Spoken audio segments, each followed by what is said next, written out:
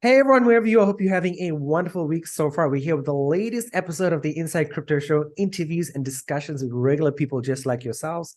Today, we are joined by Byron Wolfe. Byron is the Chief Financial Officer for an Inc. 5000 company and is the fractional CFO of various companies with annual revenues from 3 to 25 million. Before we get started explaining some of that, we've got to talk about his background and what is a fractional CFO. Byron, welcome. Thank you so much for making time in the evening, your time. Tell us about all of this stuff.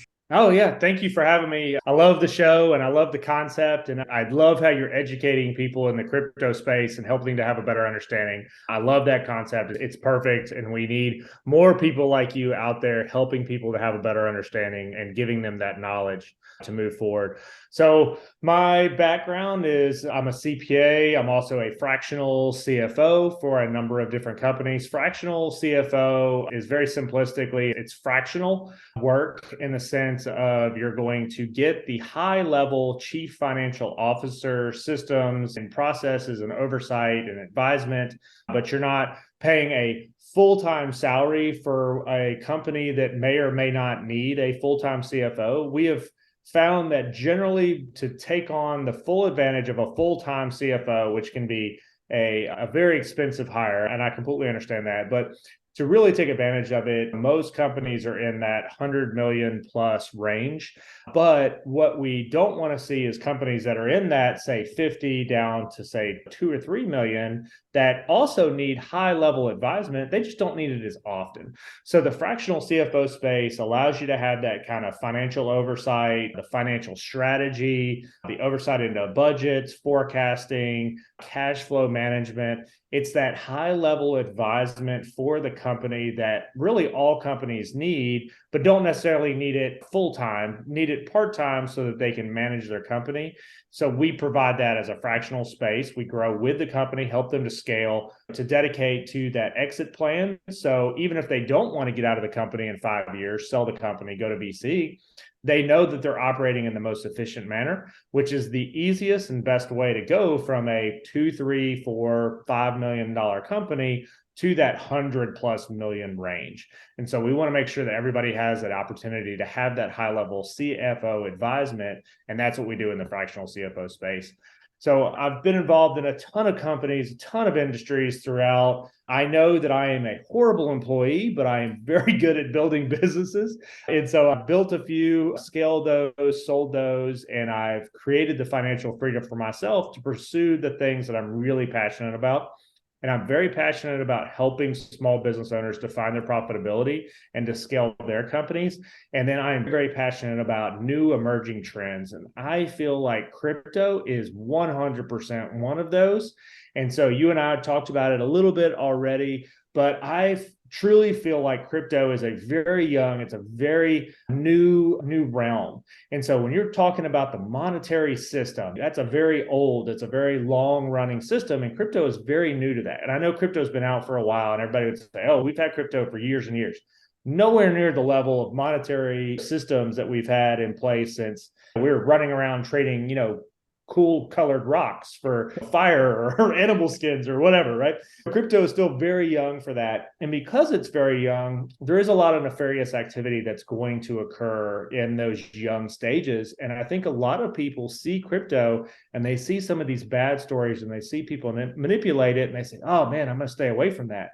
But if you don't understand it, I completely understand not wanting to get involved with it. But once you understand the purpose of it, where it's going, what it's replacing, and the advantages to crypto, I really feel like once you have that education piece of it, I feel like most people would embrace crypto as a new trend, as a new way of doing business, of a new platform to interact. And I think that's really where crypto is going in the future. Brian, I've got to say, I've heard, I did my own research. I watched some of the videos of yourself, and you're a really good speaker and a really good educator. And I think as much as this podcast has made progress in educating people, I'd like to ask you, like, what are crypto personalities, podcasts, YouTubers not doing that we're not educating people? Is it a matter of fact that like we need to be doing more? Are we educating people the wrong way? Do we need to get the mainstream CNBC, ABC involved in order to educate people? What do you think is the best strategy to help people gain an understanding of crypto? So So this is just me personally, and I definitely don't mean to pick on anybody that's out there educating, because I think the more education we have, the better off we're all going to be. But in my personal opinion, I feel like we really need to speak to people at the level that they're at. And so there is an assumption that people have a basic understanding of this concept of what digital currency is, of what DeFi is, what cryptocurrency is, what cryptography is. And so I think that a lot of us that are in this space, we make assumptions that people have a better understanding possibly of those areas. Or we say, hey, if you know what, maybe, yeah, I understand DeFi, I understand that's decentralized finance, I get that concept, but maybe they don't understand the utility maybe of Bitcoin. And so I think we need to accept where people's headspace is and their understanding of these concepts, and then try to speak to them at the level that they're at for those individual arenas. Because I've spoken to people and they have a basic understanding of what, say, Bitcoin is. Okay, I get Bitcoin. I understand what it does. I understand it's invisible currency that's easy to transact. And there's some math equations that are on the back of it that keep it safe and secure and make it easy to transfer. But why do I care? Why does that matter? How can I use that? If I don't want an invisible currency, then why does it matter? Why do I care why that exists? And why would I use that when I'm perfectly okay using this other monetary system or this other form of payment or transacting business? And so helping people to have an understanding of what it can do and what it will do, in my opinion, in the future. I think if we can do that as the educated, I'll say educated, boy, that's a big assumption on my part. I don't mean to say that. I would say I know a tiny bit more than a lot of people in this space. And there's people that are light years ahead of me in their understanding of crypto and DeFi and all the other concepts. But I just feel it's very important that we speak to people at the level that they're at so that they can start to develop their own understanding of it. And we need to stop assuming that people have a better understanding than they possibly do. That would be my main point, I guess, that I would want to get across to those that are in this space and are trying to educate those that they come in contact with on what it is and why we need it. You make a really good point. And as you're speaking, I'm thinking I would even expand that even further, right? Because I live in Taiwan now, but I'm originally from South Africa and I've traveled a bit around the world. And I would say one of the things I feel is that people don't even have an understanding of the monetary system they live in, like mortgages and banking and debit cards and credit cards and interest rates and all the stuff that the news talks about, like inflation and CPI. And people look at, okay, this number is bad, this number is good, and there's nothing deeper than that. So as you said, right, Byron, and this is all total credit to you, is you can't understand the current monetary system, how are you supposed to understand something else totally new? And I think that is another good YouTube clip right there. Yes, no, I agree. And it's hard to understand and it's very complicated. And unless you're really ingrained in it on a daily basis, you're not going to have the full understanding that you hopefully have. And so I think for a lot of people, and I see this, they're like, hey, I barely understand interest rates and what's going on with that. And now you want me to learn crypto. And so I don't want to expand my brain even further. I'm just getting this concept down. Now you want this new concept that comes in place. And I love the term invisible money or invisible monetary system, but like it also has some negativity too, because they're like, if it's invisible, then how do I trust it? And I get that. I really do. I completely understand that concept and that hesitation to go into something new, but it opens up so many avenues of better transactions. Just the simple concept of transferring money, say, from say Africa to Taiwan used to be the SWIFT system, which takes a while. So if you say, hey, buddy, I need to send you some money for whatever that situation is, you may have to go to a bank, sign a form. They're going to pull that money out of your account. They're going to send it to this other bank that takes 24 hours, 48 hours. And then maybe they have it available. Then now they got to go pull that money out. That can take a long time. It's a very antiquated system. And now you have this new system that because of the cryptography or the solving of complex math problems, which is basically what it is. If we break it down to its most basic needs, it's more complicated than that. Listeners that understand this better, please don't beat me up. I'm trying to break it down as simple as I can. But basically, it's a bunch of really complex mathematical formulas and calculations, essentially the secret code that keeps it secure and helps those transactions occur. but this can be almost instantaneous transfer across any border from an individual to an individual. So it's even outside of necessarily like the traditional banking system. The concept can literally be, I can tell you, I'm going to send you money, and me as a person, my digital wallet, which represents me, can send you directly money through this Bitcoin or Ethereum or XRP or whatever cryptocurrency you want to use. We can transact business back and forth almost instantaneous. And that has tremendous opportunity in a multitude of spaces, in a multitude of industries. And I totally agree with that. Like, listeners that heard me complain, it was my mom's birthday last year, and we're like, my brother said, okay, we can get mom a new phone. And my younger brother stays with my mom in South Africa. And I was like, hey, bro, can I send you some Bitcoin? It's way faster. He was like, no, man. So I had to go to the bank, had to fill out 3 pages of paperwork here in Taiwan, sit there for 30, 40 minutes. I'm like, oh my God, if this is on my phone, I could have done this in 5 minutes through MetaMask. A gigantic pain. Okay, then I'll jump into the legal disclaimer. Let's talk about the CFOAF, and let's talk about crypto. And as a reminder, right, before we get started with today's crypto questions, anything Byron or myself say does not constitute financial or legal advice. Our opinions are our own and not to be connected with our respective organizations. Everyone, please do your own research. Byron, one of the cool things when you joined the podcast and when we were introduced was like, you've spoken to a lot of organizations, you've spoken to a lot of people. I mean, besides being a really good speaker, I feel like you've absorbed a lot of general impressions about cryptocurrency and crypto and business and like maybe even the macro environment going on at the moment. So I was wondering if you could shed some light.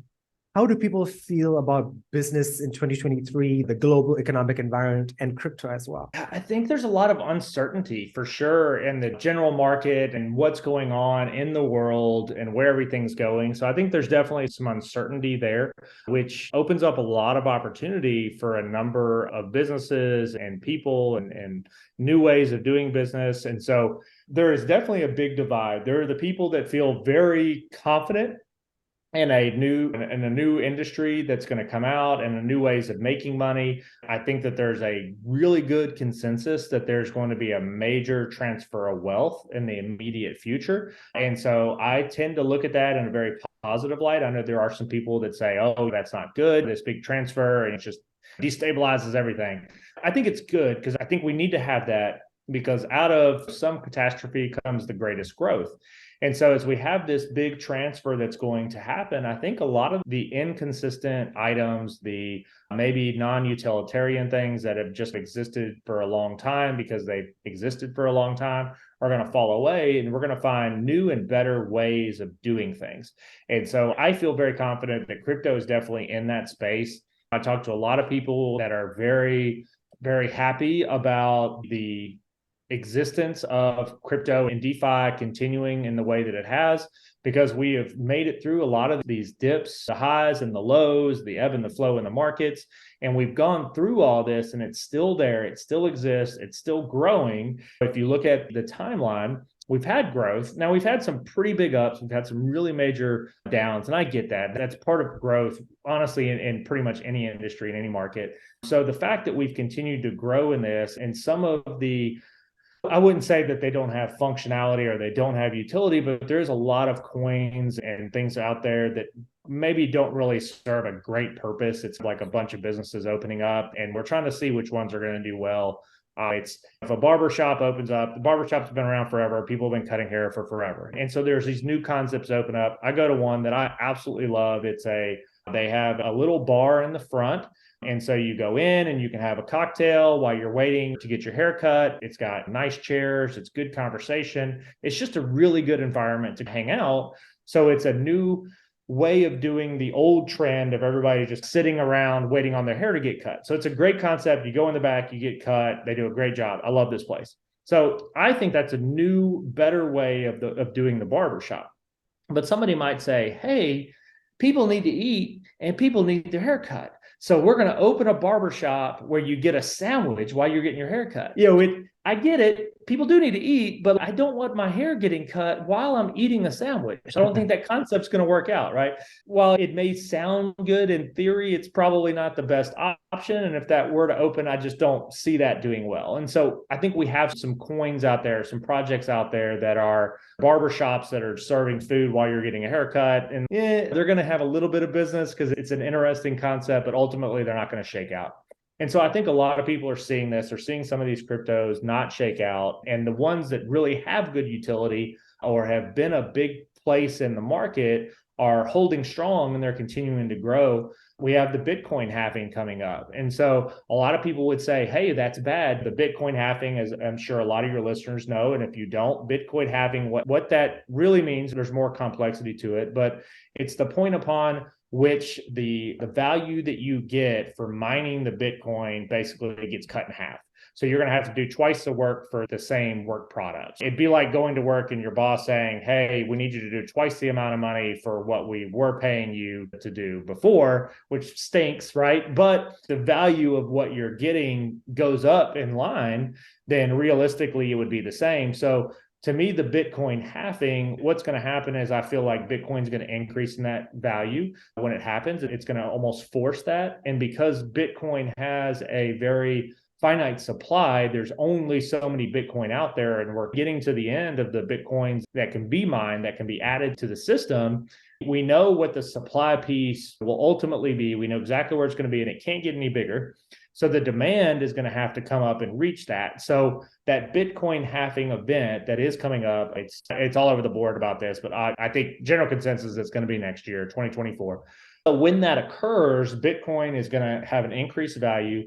We're going to see a better demand for it because we're getting to that finite supply that, what it has that's out there. And so the rest of the cryptos are going to go up in value at the same time because they're generally matched that. And because crypto is supposed to be decentralized, it's not supposed to be affected by anything outside of it, not supposed to be affected by the markets, all these other things. We all know that's not true. It definitely does. The stock market goes up, crypto can go up, and if it goes way down, it's going to go down. There is some inverse reaction when we had the banking, I don't want to say scandal, but we had the little issue in the US with SVP going down. A lot of people said, oh, I don't want my cash in the bank, so I'm going to pull that out and I'm going to buy some crypto coin because that maybe is more stable. And so there's a reaction back there that can go down while crypto goes up. But really, if you look at it over time, historically, it does ebb and flow with the market. But because of the Bitcoin halving coming up, we're going to have an increase in the crypto. We've gone through some ups and downs, and crypto continues to come out as a viable secondary market or replacement in the monetary system. I feel like most people that are in the crypto space have a healthy outlook on where we're going, at least in the crypto and in the new creation of new wealth and new, I don't want to say new millionaires or multimillionaires. It can be new thousandaires. It doesn't really matter.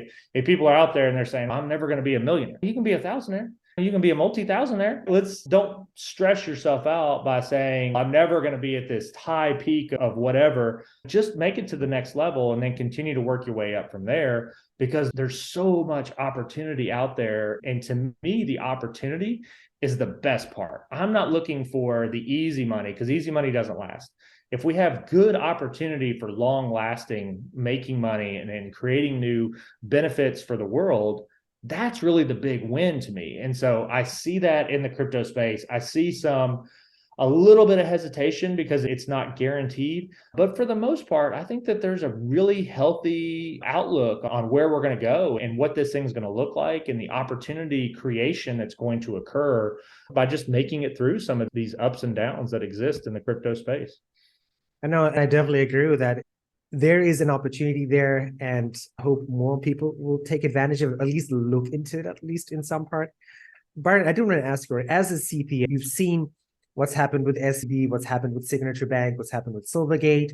You've also seen like the IRS rules about cryptocurrency change and become, I would say, more concrete in a sense. But you've also seen like regulation about cryptocurrency in the US, I would say, become more stricter. Do you foresee this impacting crypto businesses in the States? And again, you're not a lawyer. Do you think the US is still going to be a viable environment for companies to operate in for crypto?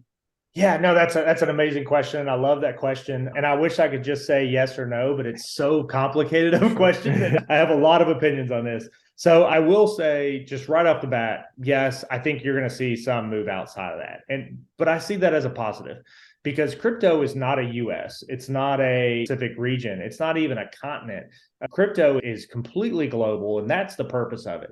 So I think what we're going to see, especially with the DAOs, and I know you're familiar with DAOs, with this creation of this new, essentially this entity that is somewhat decentralized. And so it's a bunch of people making decisions together. I think as we see this start to become a reality in the world, I think global business, global trade, global interactions are going to become more prevalent and more the norm than they are the exception to the rule.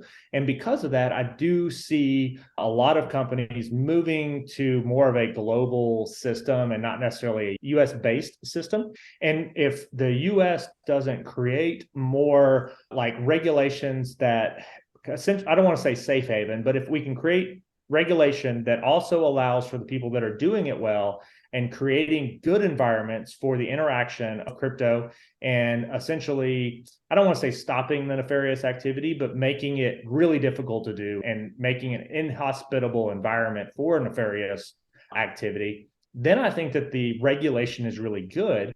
And I am typically not a fan of regulation. I think that markets should be open, and I think we should be able to do what we can to grow things. But in the crypto space, because of that fear that has been created by some people doing some bad stuff, I think that there's a opportunity for realistic regulation, like oversight of these and setting some essential rules in place. I think if we can do that, and if we can keep to the intensity or the intent of what crypto was originally designed for, I think that can be really good. So, because, and we all know this, and if you don't know this, then please hear these words. And if I can explain this better, 100% reach out, let me know, comment here or wherever, and I'll gladly go more into this. But when crypto was developed, we created this, I say we, the much smarter people than me that created crypto. When they created crypto, they wanted to set these very difficult mathematical calculations and this system and all these controls around it so that it wasn't one person that was controlling this or one group of people that were controlling it. It's controlled by everybody. And this system was created. And so there isn't like this puppet master that's essentially manipulating the system. It exists everywhere, and it exists on all these platforms, and all these calculations are going on at the same time, so that it was designed to reduce the fraud. Unfortunately, the reduction of fraud is only going to be as good as the people that interact with it. And so I'm not saying that the people that lose money on crypto did it to themselves. Like, obviously they fell for something, they believed in something, it didn't work out the way that they wanted to, or the project didn't do what they thought it was going to do, which you can invest in any company and it could go bankrupt tomorrow. And that's just the reality of the system and the world we live in, which is why it's so important that we all do our research on anything that we're going to invest in, put our money, our time, our resources behind. Make sure you do your research 100%. So I appreciate your disclaimer earlier on that. We're not telling you what to do on this at all. If you hear anything I say, do your research. That would be the number one thing. Do your research, know what you're investing in. If all things being equal, there shouldn't be fraud. There shouldn't be an opportunity for these things to happen because it is mass ruled. And so with that mass ruled, I don't think that we can contain it in a border. I don't think it's going to be a US or even like a China. China just came out with their new currency for their oil. Like, we can't contain all of this stuff in one area, one region, one country, a collection of people, whatever you want to call it. It's bigger than that. And that's the thing that I really want people to understand is we're not where you domicile your company. If you're in a crypto company, it should be based off of like how they help you to achieve the function upon which you've designed it. If you're looking to add utility in a certain space, or you're looking to help a certain people, and that's the point of your crypto, find the country or the area that has that in mind, that's going to support you through that. And again, not a huge fan of regulation, but I think in the crypto space, I think that we do need it in the US because I believe that there's a lot of great entrepreneurs everywhere in the world, but I think we have a large collection of really smart people in the US. And I say that mainly because I'm in the US. I'm just kidding. But yeah, there's so much smarter than me people that exist here and everywhere else around the world. But being a US citizen, I really want us in the US to adopt some good regulation that helps these crypto companies to grow, to cultivate, to find utility, to find ways of helping people outside of what exists in the crypto. And if we can do that and we can put the regulation behind that, then I think companies are going to stay in the US.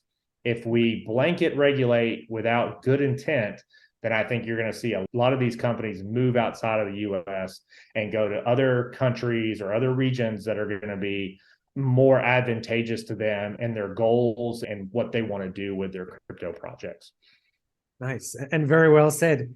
Byron, you have this big financial advisory background. And I think this is perfect to round off today's show on, because as you were talking about, I'm like, yeah, you'll be like episode 142, 143. And we've spoken to so many like CFO, I wouldn't say CFOs, not many CFOs, but like CEOs and CMOs and CTOs. And I would say one of the things a lot of projects, a lot of protocols are struggling with in the last 6 months, maybe 9 months or so, is extending their business runway, right? Sort of narrowing down their priorities to say, okay, we know this is just part of the cycle, as you mentioned on today's podcast, right? We got to wait for prices to pick up and then we'll be in a more stable position. But one of the cool things I know, when, like with every podcast guest, for those of you who don't know, right, I get like a list of talking points, and some of them are like weird, but some of them are actually really good. So, and one of your talking points was like, focus on revenue, not on profit. I believe I'm saying that correctly. And I know, and I was wondering if you could explain that to some of these like high-level founders who do listen to the podcast and who might be struggling at the moment, like, how do you extend your runway so that you can make it through to 2024? No, I love that. First off, congratulations. 140 plus shows. That's amazing, man. That's awesome. So let's just take a second and celebrate that, because that's amazing. That is awesome. Awesome sauce. So congratulations on that. So I was definitely getting into that. And I'm actually the opposite of that. So I'm profit over revenue, because I think it's way more important to focus on what you actually keep. And I do think revenue is wildly important. And I think that in the early stages of any company, you got to get money in the door. And that's revenue. That's the results of your marketing, your sales, that's creating the business, that's your word of mouth, that's a brand. But once you have revenue coming in, I think it's way more important that we focus on what our expenses are, what's occurring within the business that is counterbalancing that revenue, and what's left over at the end of that. So that profit is essentially the money that you make less what it costs you to operate and to make that money. And that's the money that's left over, and that's your profit. And so I think it's wildly important that we focus on the profit, because that's the money that you get to keep. And that's ultimately the scoreboard that we really need to be keeping score on. If you're making a ton of money, but you're spending a lot more money, it's going to be really hard to keep the lights on and the doors open, because you're taking a loss. And at the end of the day, there's not enough money left over to continue to operate. And you may have the greatest concept in the world, and you may believe in all of the expenses that exist within your business, but you are doing a disservice to your clients, your customers, and the world at large by not operating efficiently and making sure that there's profit at the end of that allows you to continue to operate that business and offer that out to the world. So to me, profit is everything. I think it's more important than revenue. I think it's more important than cash flow. So I'm a little different than a lot of CFOs and a lot of people that are in the financial space of, I go backwards. I think it's profit, then I think it's cash flow, and then I think it's revenue. I'm not taking away from the fact that you have to have revenue. Like you don't have any profit if you don't have any revenue. So that's one of the kickbacks I get. I've had this conversation with people, and they're like, revenue's wildly more important, because if you don't have any revenue, then profit doesn't matter. I get that. I understand that. But again, if you don't have any revenue, then you're definitely not going to have any profit. So I would just make the same argument back. Yeah, clearly, but if you're not making any money, you can't make any revenue. But the profit is what keeps the lights on, keeps the doors open. It's what keeps your employees employed. It's what keeps you doing what you love to do. If you created that business and you're making money in it, then you get to continue to do that. And that's amazing. So that's important. If you need funding, then the people that are out there that are going to give you funding, that's what they're going to look at. They're going to say, are you making money? Because I'm not investing in something that doesn't make money. That's charity. And that's a different concept altogether. Do you have decent cash flow? Because you need to have good cash flow so they can recover their investment in the company. That's important. And then they're going to say, hey, how are we making money? How can we make more money? So the VCs or the investors or the people that could potentially buy your business, that's the way they look at it. They want to know how much money you're making, how much cash flow exists that I can possibly either reinvest back in the company, take out of it, or cover my investment. And then how can we make more money, more revenue that we can control in the same manner and make more profit? So that's my big piece. And so there's a great story, and I've told this story before. Some listeners may have heard me tell this, but I had a guy that I was advising, great guy. I refuse to use his name because he's an amazing person. But he had just come from a Grant Cardone event, and Grant Cardone is a big 10X everything. And so he said, man, I'm so fired up. I want to 10X my business, and I've learned how to do it. And I'm like, no, hold on. That's not a good concept. What are you talking about? This is an amazing concept. It's not a good concept. I said, if you 10X what you're doing now, that's going to destroy your business. What are you talking about? I was like, look, you're making right now, your revenue is about $1 million, but you're losing $50,000 a year. That was your loss for the year. You're losing about $50,000 every year.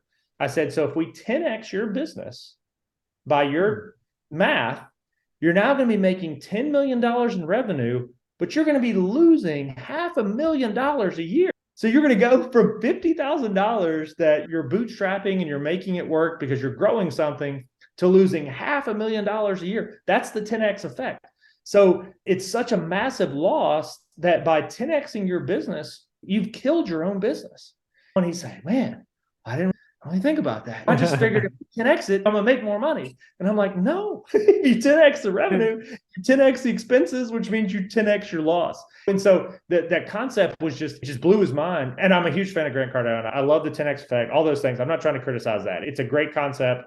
And when it works, but it has to be on a profitable business. It can't be on a business that's losing money. It has to be on somebody that's already making money and are finding efficiencies in that system. So again, it's a funny story. Great guy that I originally had that conversation with. He sees the light. He's doing amazing now. But it's a fun story to tell because I get it. We get drawn into these, like the hype and the excitement, and that I feel like that's what happened with crypto and a lot of these coins that have come out. Is you hear these stories of your mailman.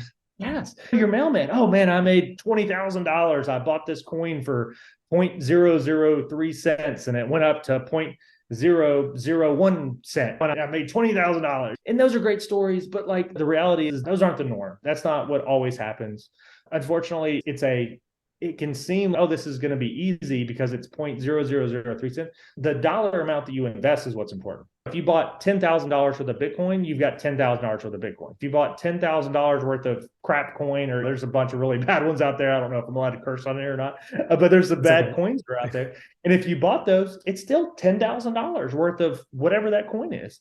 And it's the same investment, but because it's this 0.000, people tend to think, oh, okay, this can't go wrong. It's not even worth a penny yet. Like, it's got to go up.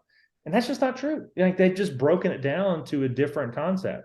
And with Bitcoin, and you're aware of this, probably most of the listeners are, you don't have to buy one whole Bitcoin. You can buy a piece of a Bitcoin. You can do $5 in Bitcoin from a number of platforms, which, is another big reason that I am a fan of Bitcoin. I think it's a great holder of wealth. I think it has utility. It has a finite supply, and people recognize it. First to market was huge.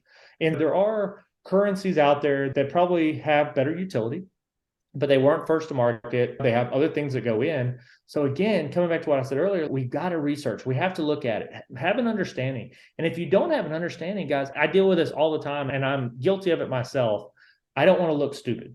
And so if I talk to somebody and they're like, what do you think about blah, blah, blah? My first instinct is always to say, oh, yeah, I know. But what do you think? If you don't know, ask. Don't be scared to ask questions. Don't be scared to research it. Don't be scared to look into things. And if you have to look at it, go to ChatGPT or any of the new AIs and say, explain blah, blah, blah to me as if I was a 5-year-old. Start from there. I think that's a great way to have an understanding and to start to develop educating yourself on where that's at. Surround yourself with people that, that maybe are smarter in that arena or different arenas than you are. Not saying they're smarter than you, although there's a lot of people smarter than me out there, But find people that are smarter in an industry or an area that you want to be educated in and ask their opinion and be there and offer them value back for that. Everybody on this show, I promise you, everybody that's listening, you have something that you are inherently amazing at.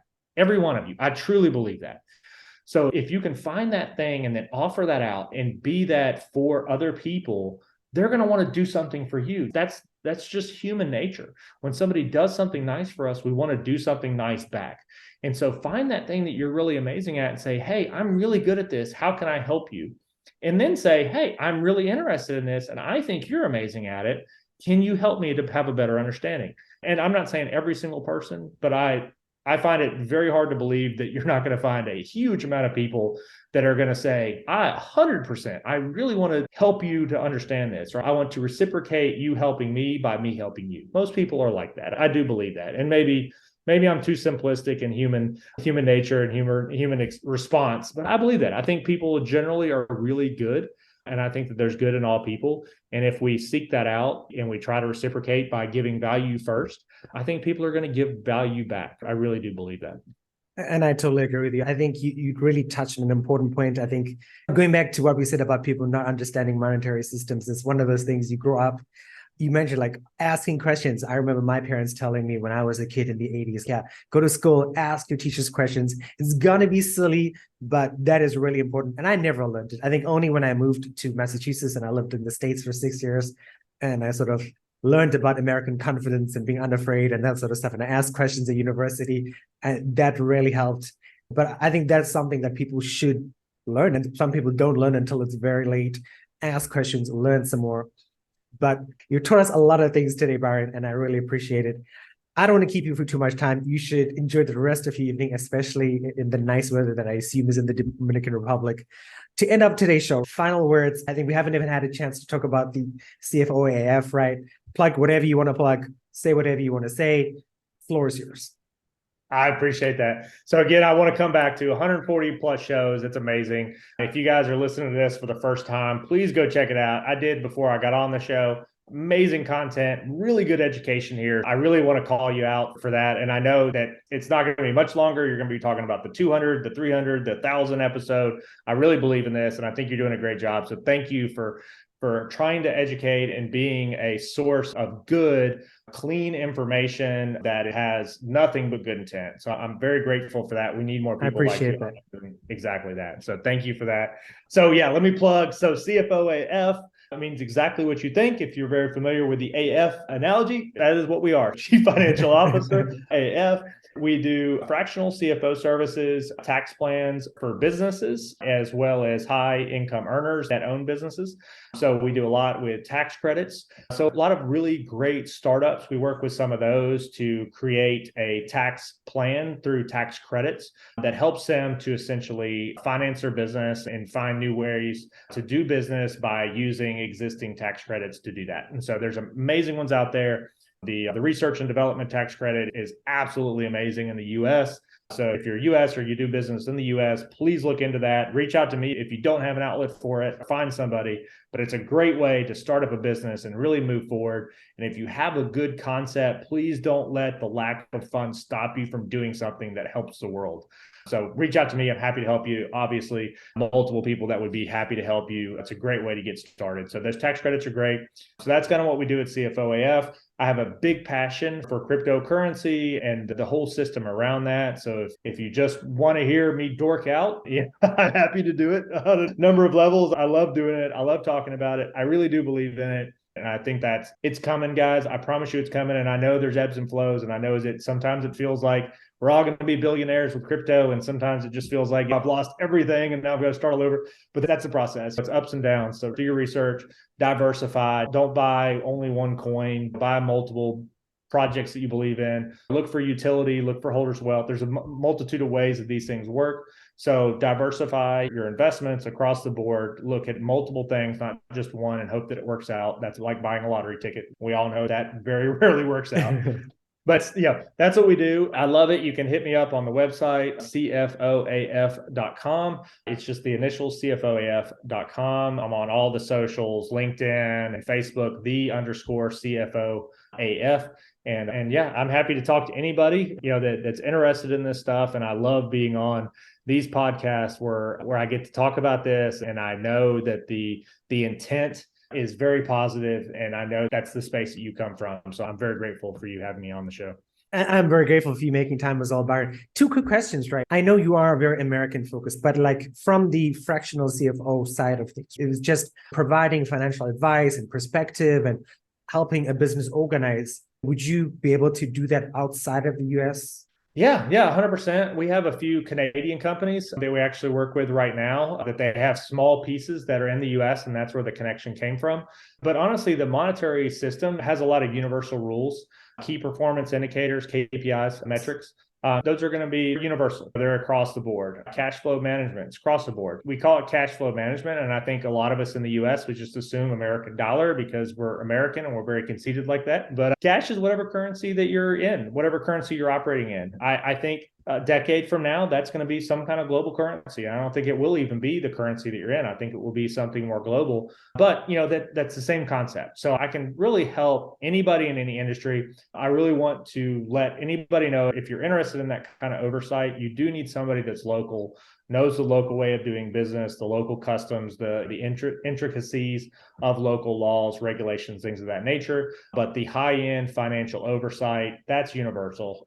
I truly believe we can help anybody in that space if they're doing it. I have 3 general rules. They're very basic. I don't do anything that's immoral, unethical, or illegal, but that's the only 3 that I don't touch. I touch every other industry that's out there, and I'm happy to get into it. And I will admit a fault.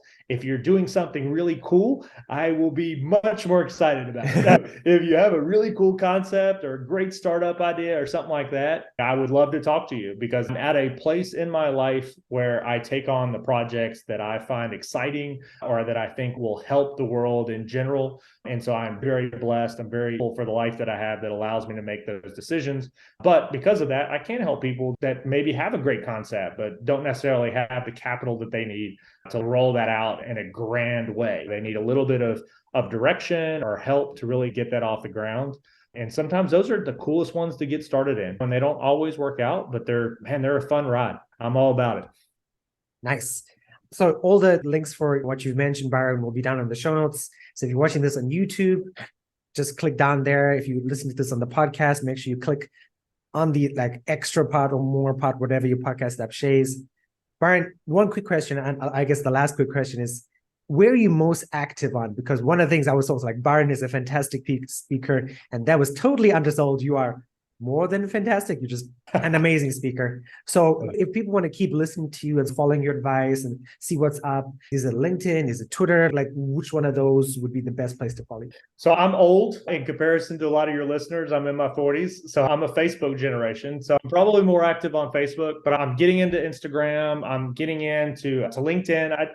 More professional stuff on LinkedIn. Most everybody's aware of this. Facebook is the fun, but a little bit of good stuff. LinkedIn is very professional. And then Instagram to me is a lot of reels and like fun stuff. I'm not on TikTok because I'm in my 40s, but I would love to be on there. If there's some value, I would definitely go that route. But yeah, I'm probably more active on Facebook than anything else, but I'm really working towards getting my Instagram up because I know that's a great channel for people to interact. And I know LinkedIn is amazing for having those higher end connections. So I'm trying to get more there. I love in-person stuff. So I do a lot of speaking and networking. In-person things are really what I love to do, which is why I really love the podcast, especially the video podcast. I get to interact with people, and that's really what I love. And so if you're ever in the US and you're interested in speaking to me or hearing me speak, I try to do at least one thing a month where I speak somewhere. And I always take time to have true interactions with people either before or after those events. Because I do think that you can find some of the most amazing oysters in the strangest places. And so I love to take time to talk to people, hear what's going on with them, see the things that they're getting involved with. And the crazy thing is sometimes I'm able to connect people in ways that they never would have thought made sense. But because I have a very financial focused look of multiple industries, I can see synergy that doesn't necessarily become as obvious to the people that are in the middle of it and or just trying to make it to the next level or just trying to get that thing out there. I can find synergy in things that may not be as obvious to the people that are in the middle of the muck of the growth stages or the trying to find new revenues, new profitability. I think that's the coolest thing is even before the show was like, yeah, it'd be nice. You'd probably be like the second or third guest that has this like really broad perspective on business and economics and just life in general. And I really appreciate that. Byron, thank you very much for your time. And I really appreciate it. It was such a fun talk. It was early for me in the morning here because I usually work for the companies based in New York. So I usually go to bed late and I usually wake up a little bit later, but it was well worth waking up this early in the morning for this conversation. I appreciate it. And we should definitely talk again, maybe towards December or so and see how things are going, see how the economy has changed, how your perception of crypto has changed, your advisory services, how you're feeling about everything. I think it'd be nice to catch up in like November, December time. Yeah, I love that. Yeah, I had an absolute blast. Great show. And I do appreciate you getting up early to hop on. But yeah, no, I had an absolute blast. Great show. Love talking to you. Love hearing what you're doing and putting a face to the amazing environment that you've created. I know I'm looking at the website and looking at all the content that's out there, but you've got a great system. You got a great program. You got a lot of great stuff that you're putting out there. So I love putting a face to it. I appreciate you having me on it. No problem. And then we'll catch up soon. Definitely.